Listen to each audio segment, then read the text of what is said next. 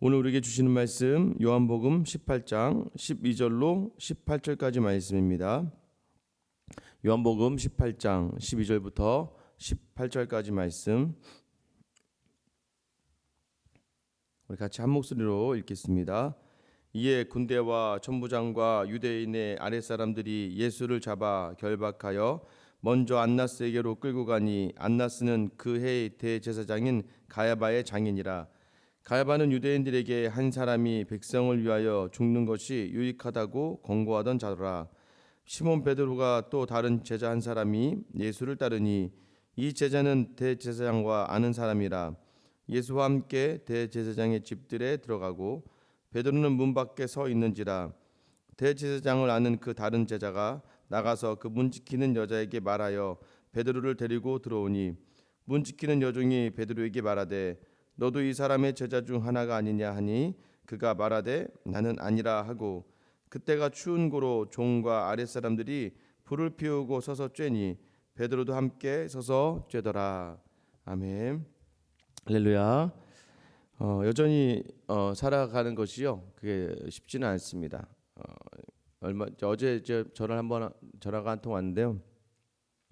예전 교회 집사님이신데 사업을 이제 시작하시고 좀 어려운 시기 시작을 했죠. 시작하고 나서 계속해서 이제 염려가 되고 근심이 되는 거죠. 뭔가 잘 안 되고 하면 계속 근심이 되는 거예요. 매일 아침 말씀을 보고 기도를 하고 그 삶의 자리에 가서는 삶의 자리에서 계속해서 부딪혀오는 그러한 염려와 근심이 있는 겁니다. 여러분 어떠십니까? 여러분 새벽에 나오시니까 이렇게 기도하시고 돌아가시면 하루 종일 이 영성이 충만해서 두려움과 근심도 없고 분노도 없고 불평도 없고 원망도 없는 그런 하루하루를 살아가고 계시나요? 늘 감사가 넘치고 기쁨이 있고 자족하는 삶의 연속을 살아가고 있습니까? 그렇지 않죠. 우리가 이 땅을 살아가면서 아무리 오늘 새벽에 그렇게 성령이 내 안에 충만하게 임하는 것처럼 느껴지고 삶의 자리에 돌아가면 또 여기서 받았던 그의 결단만큼 살아내지 못할 때가 굉장히 많죠. 오늘 본문이 얘기해 주는 것이 그러면 왜 그 이유가 무엇인가, 또 그러면 우리는 어떻게 서가야 하는가에 대해서 오늘 본문이 그 내용을 다루고 있는 것 같아요. 12절 13절에 보면 이제 예수님께서 잡혔어요. 잡히셔서 결박당하시고 끌려가십니다. 그래서 대제사장 이제 안나스, 여기 본문에서 보면 그 해의 대제사장은 가야바라고 나와 있어요. 그런데도 성경은 안나스를 대제사장으로 이야기를 합니다. 이 당시 이제 대제사장을요 누가 임명을 하냐면 로마의 총독이 임명을 합니다. 사실 말하면 로마의 총독이 자기 힘으로 이 대제사장을 갈아치우는 거예요. 그런데 이제 유대인들을 고려해서 대제사장의 자격이 되는 이제 아론 계열의 레위 지파이면서도 아론의 아들 그 자손 직계 자손 중에서 이제 대제사장을 뽑으려고 합니다. 그래서 그렇게 대제사장의 자리에 있는데 문제는 이 안나스라고 하는 사람도 예수님이 출생하고 한 AD 5년 정도에 이제 6년 정도에 로마의 총독에 의해서 대제사장으로 이제 임명이 됩니다. 그런데 채 10년도 되기 전에 또 다른 총독에 의해서 이 대제사장의 자리에서 내려놓게 돼요. 그런데 이 사람이 영향력이 있다 보니까 이 사람의 아들들이 뭐 다 대제사장을 하고, 심지어 오늘 본문에 이 현재 대제사장은 가야바인데 가야바도 이 안나스의 사위였습니다. 이 안나스가 결과적으로는 대제사장 직분은 아니지만 실질적인 영향력을 행사하던 그런 사람이었죠. 당시의 종교의 우두머리라고 보면 됩니다. 이 집으로 예수님이 끌려가셨어요. 끌려가신 상황 속에서 있습니다. 그때 이 가야바가 했던 말을 다시 상기시키죠. 요한이. 원래 이 말은 요한복음 11장 50절에 나오는 거예요.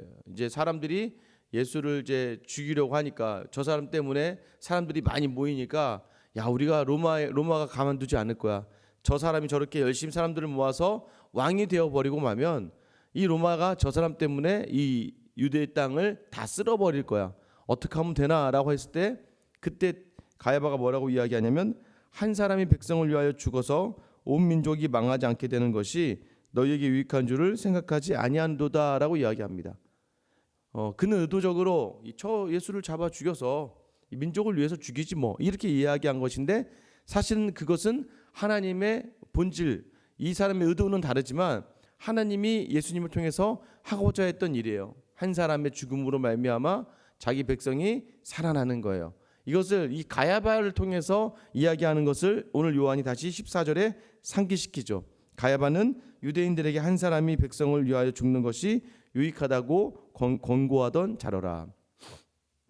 이게 이제 하나님의 뜻이라는 거죠. 하나님은요, 하나님의 일을 행하실 때에 우리 이제 선한 하나님의 백성을 통해서 하나님의 일을 하시기도 하지만 때로는 악한 사람을 통해서 하나님의 일을 하신다는 거예요. 제가 누누이 말씀드리지만 본디오 빌라도는요 굉장히 폭군이었다니까요. 폭군이었는데도 불구하고 상황이 그를 어쩔 수 없이 예수를 십자가에 못 박게 해달라는 유대인들의 말을 들을 수밖에 없게 만드는 상황을, 정치적인 상황을 만들어 버리고 마십니다. 그런데 중요한 것은 무엇입니까? 우리가 어떠한 도구로 사용되어져야 되는가가 중요한 것이죠. 동일하게 하나님의 뜻을 이루어가는 과정 속에 말을 하고 행동을 하는 사람이 있습니다.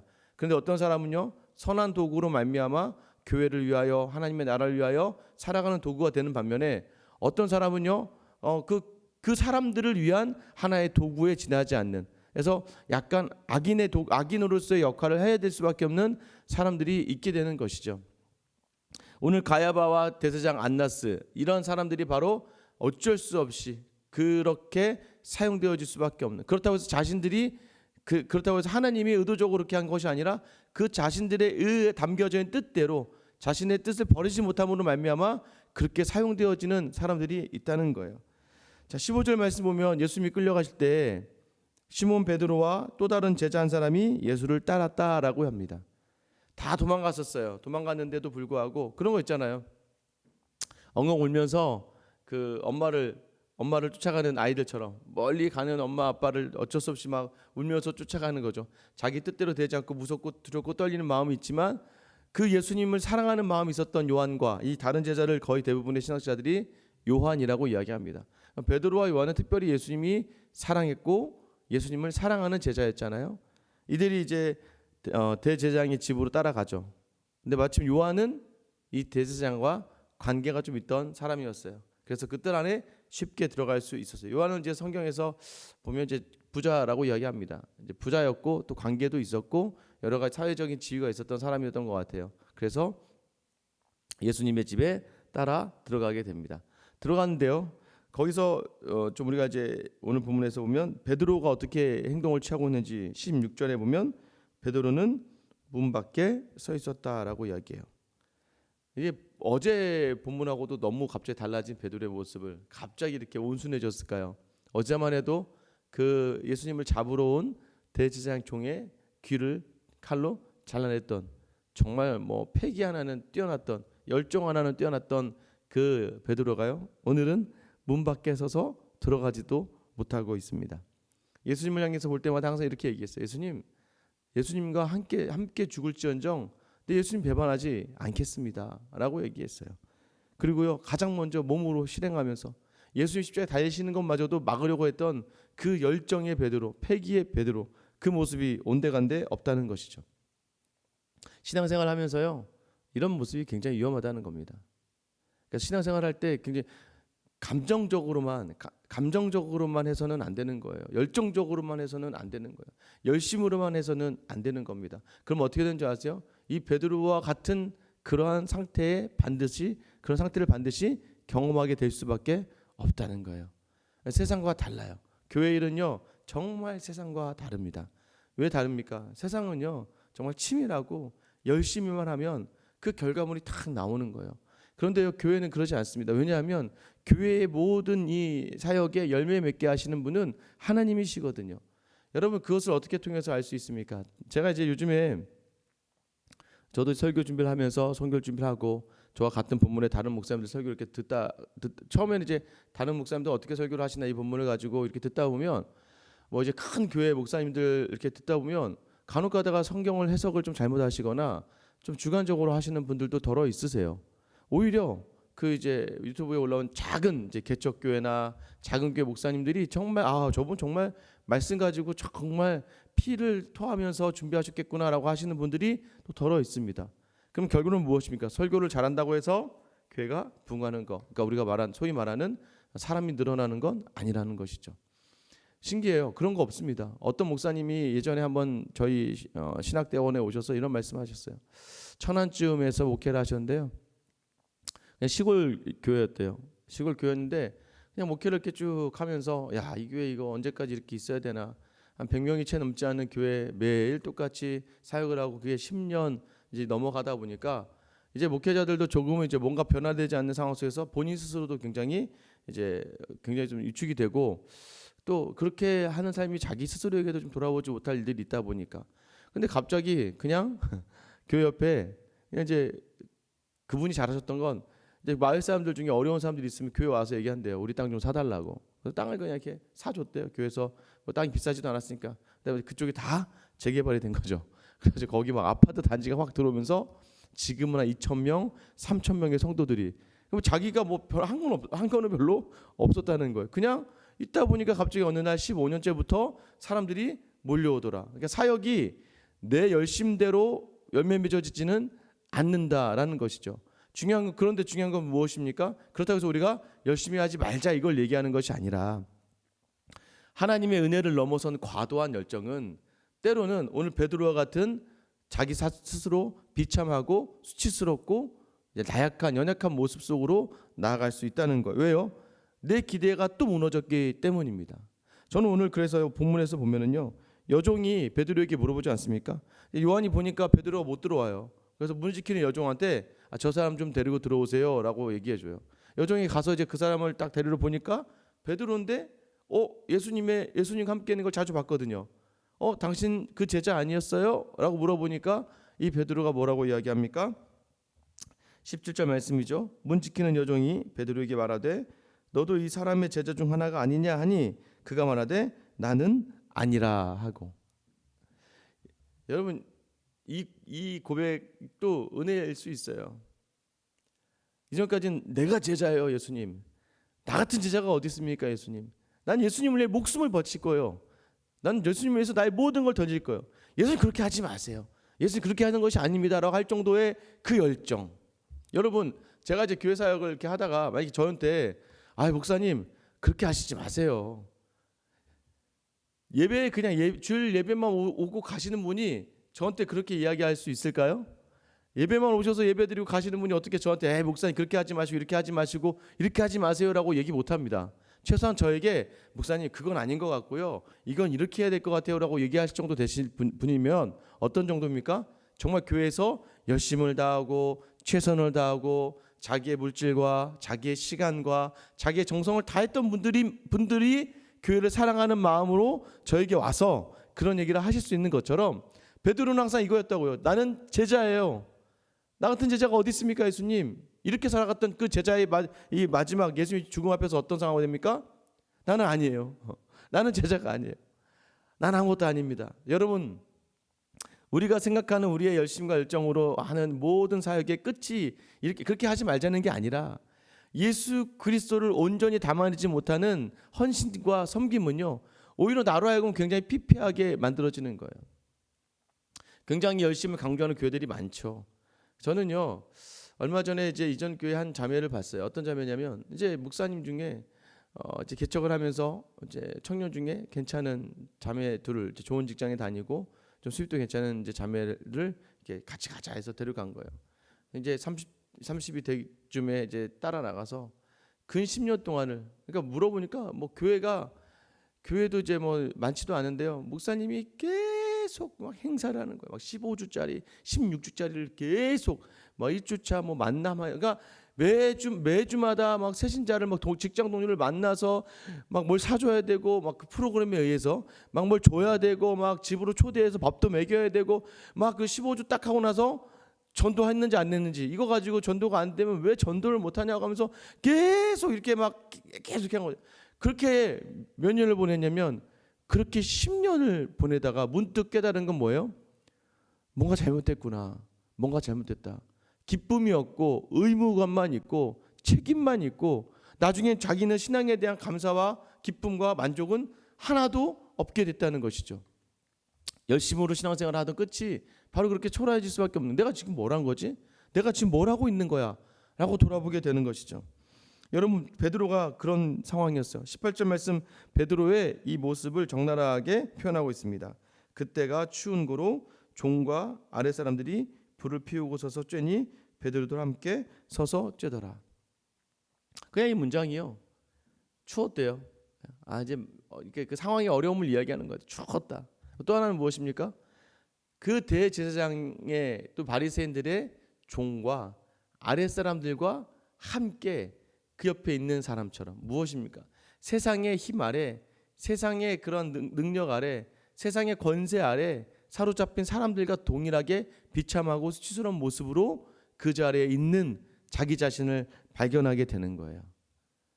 베드로가 드디어 이 사람들과 자기는 다르다고 생각했어요. 이 사람과 자기는 특별한 예수님을 섬긴다고 생각했었는데요, 자기의 열심이 과하다 보니까 그 마지막의 끝에서는 그 사람들과 별반 다를 바 없는 자기 자신의 초라한 모습이에요. 결국 무엇을 얘기하는 거예요? 그렇게 세상 속의 종과 세상의 아랫사람과 같이 살아가야 될 수밖에 없는 우리가 유일하게 하나님의 자녀가 될 수 있는 이유는 예수 그리스도의 그 선하신 십자가의 사랑 때문이라는 거예요. 그거 외에는요, 우리가 이 자리에 있을 이유가 하나도 없다는 거예요. 당시 그의 마음속에 이제 세상에 짓눌려서 종처럼 살아가고 있는 거예요. 믿음이 있어서 당당하다고 생각했었어요. 그래서요, 그런데 그 믿음의 가장 큰 부분은 뭐가 차지했다는 거예요? 자기의, 자기 생각, 자기 열심이 자리 잡고 있었어요. 오히려 그것이 뭐예요? 자기의 신앙, 진정한 신앙생활을 더 어렵게 했습니다. 여러분, 그래서 이게요, 자기 열심대로 하던 사람의 특징이 뭐냐면요, 상황에 무너져 버리고 마는 거예요. 저는 누누이 이야기하지 않습니까? 제가 여러 번 와서 설교 때마다 얘기하잖아요.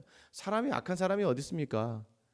이렇게 얘기하잖아요. 보통 이제 우리가 악처는 아니, 남편이 너무 이렇게 돈을 이렇게 잘 못 벌거나 생계 능력이 없으면 이제 아내들이 막 가서 열심히 일을 하고 해서 막 살려내잖아요. 그럼 항상 아내들이 하는 얘기가 있지 않습니까? 야, 니네 아빠가 얼마만 벌어오면 내가 이렇게 안 산다. 니네 아빠가 어떻게만 해줬으면 내가 그렇게 살지 않는다. 라고 하면서 막 이야기하지 않습니까? 막 이야기하는 뭘 얘기하는 거요? 야, 내가 정말 이렇게, 니네 아빠가 이렇게만 좀 해줬으면 나는 이렇게 살지 않았을 거야. 라고 이야기하는 건 무엇입니까?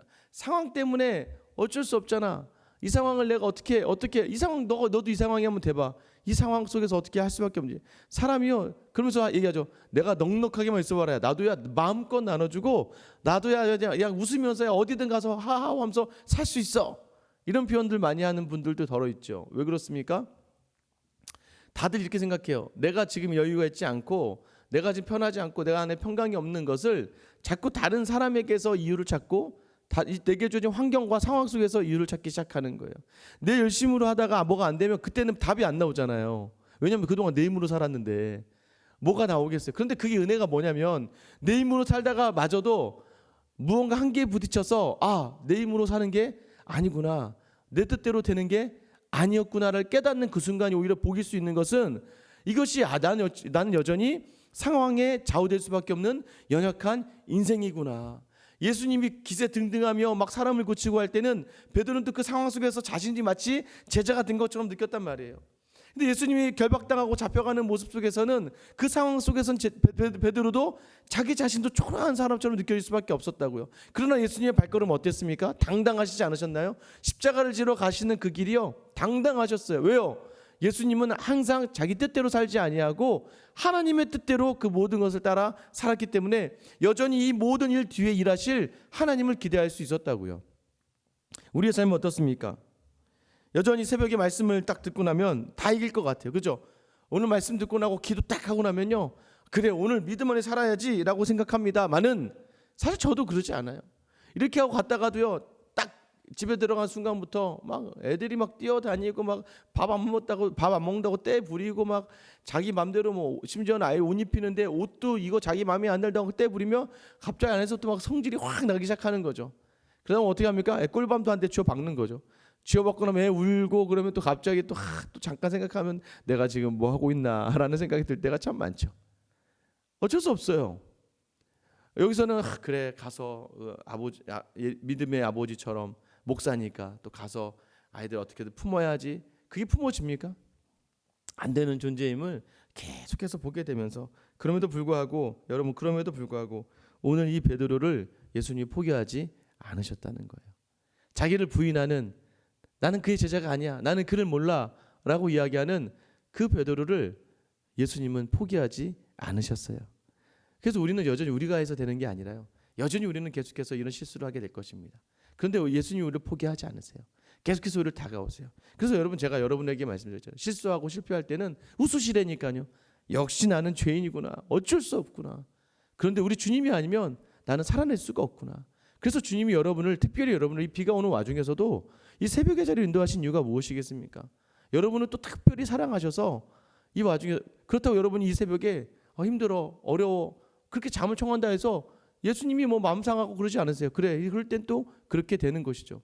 그러나 오늘 이 자리에 오신 여러분에게 또 특별히 말씀을 더하시는 건, 오늘 이 자리를 통해서 조금 더 그 예수님의 사랑을 알고 나아갔던, 그러니까 나중에 베드로가 이런 사랑들이 다 종합이 되니까 이제 알잖아요. 더 이상 마지막 어느 순간에는 절대 예수님을 배반하지 않는 그런 성화의 영화의 그 과정으로 가는 성숙의 과정으로 가잖아요. 여전히 우리도 베드로 같지 않습니까? 여전히 괜찮다고 말은 하고, 괜찮아, 그래, 맞아, 예수님이 나와 함께 하시나? 난 항상 즐거워. 그런데 꿈자리는 항상 뒤숭숭하고, 일어나고 난 뭔가 찝찝하고, 괜찮다 나는 하는데 마치 이게 최면을 거는 것처럼 느껴지고, 그럴 때가 있죠. 그럴 땐 인정하세요. 역시 나는 연약한 인간이구나. 상황에 좌우될 수밖에 없구나. 근데 그 상황을 뚫고, 그 환경을 뚫고 나를 향해 다가오시는 그 십자가의 그 주님을 바라보며 오늘 우리로 깨닫게 하시는 것만 대단한 거예요. 오늘 여러분은 어디에 서 있습니까? 혹시 예수님이 잡혀 계신 그 뜰 안에 그래도 예수님과 함께 죽으려고 그 안에 서 계십니까? 아니면 상황이 두려워 다시 문 밖에 서서 예수님을 바라보고 있습니까? 오늘 나의 자리를 다시 바라보면서 회개할 건 회개하시고, 또 그 자리가 예수님과 함께하는 자리면 감사하시며 오늘 하루를 넉넉히 살아가면서 다시 한번 우리와 같이 연약한 우리 주변의 많은 사람들에게 그 은혜와 사랑을 전하며 오늘 하루를 살아내는 그 십자가를 바라보며 나아갈 수 있는 귀한 발걸음 하루가 되기를 예수님의 이름으로 축원합니다. 이 시간 같이 한번 기도할게요. 오늘 우리가 선 자리가 어디입니까? 늘 결단만 하면서 매번 넘어지는 그런 자리인가요? 베드로를 보면 우리 같지 않습니까? 이 마음이 확 올 때는 막 열심을 다해서 다 할 수 있을 것 같이 하다가도 갑자기 환경이, 상황이, 사람이 나를 탁 짓누르면 갑자기 왜 하나님 나한테 왜 그러세요? 하나님 왜 저한테 왜 그러세요? 라고 하면서 무너지는 것이 우리의 모습 아닙니까? 심지어 그게 두렵고 떨려서요, 함부로 가지도 못하고 그냥 세상과 버타여 살아가는 그러한 삶을 또 살아가고 있지 않습니까? 오늘 시간 기도하실 때, 주님, 내가 선 자리는 어디일까요? 이 자리에서 더욱더 주님을 향해 발걸음할 수 있도록 오늘 이 말씀 주신 것 감사합니다. 이 말씀 붙들며 주님을 향해 나아가게 하시고, 오늘 하루를 또한 내 힘으로 살아내는 것이 아니라 하나님이 주시는 그 힘으로 살아내는 귀한 하루가 되게 해달라고 여러분 기도하셨으면 좋겠어요. 또 내일은 이제 어버이 주일이에요. 예배로 드립니다. 여전히 온전하게 예배 드리지 못해요. 교육구소 예배가 아직 드리지 못하는 가운데 있고, 코로나 사태로 또 말미암아서 아직 교회 나오지 못하는 분들이 있으십니다. 그럼에도 불구하고 내일 11시에 드리는 예배를 통하여서 하나님 영광 받으시고 하나님 인도하시고 하나님 그 안에서 우리가 온전하게 연약한 모든 상황들이, 연약한 모든 우리의 믿음이 회복되어서 상황을 이기는 귀한 믿음의 자리에서는 우리 생수양교회가 되게 해달라고 여러분 기도해 주시고요. 코로나 사태가 좀 약간 이제 또 문제들이 좀 일어나고 있죠. 이 상황이 좀 마무리되어져야 되는데 하나님 이 나라를 불쌍히 여겨주시고 이 민족을 불쌍히 여겨주시고 또 우리 한국교회를 불쌍히 여겨주셔서 다시 한번 모든 자리가 회복되는 역사를 허락해달라고 오늘 이 시간 나와 교회와 또 이 나라를 위하여 우리 지금 같이 한번 주님 이름 한번 부르며 기도하며 나아가겠습니다. 주여, 아버지 하나님, 오늘 우리를 이 자리에